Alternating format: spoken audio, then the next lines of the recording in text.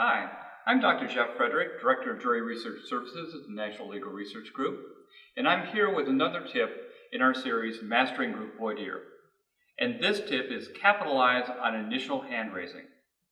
Now, in group voir dire, particularly in groups, medium-sized groups to large groups, we rely heavily on jurors raising their hands in response to questions. Now, what we want to do is start off the very beginning and break the ice for jurors. Get them involved, get them raising their hands at the very beginning so they're more comfortable with it. Now, the way we approach this is one of two ways. One, if both of them involve the initial hand raising. The first way of doing it, if you feel comfortable, is to take a somewhat folksy approach. That is, you tell jurors, over the course of the years, I've talked to jurors and they tell me, one of the hard things for them is that first time they have to raise their hands. So why don't we help out our fellow jurors here and everybody raise their hands?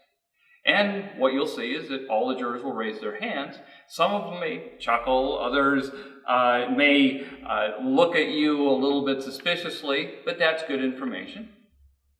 And if you feel comfortable with doing that, I recommend you do it.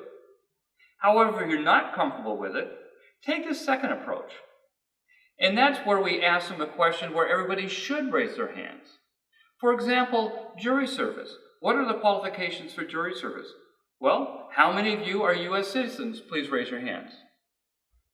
Okay, how many of you have lived in the community for 6 months or more?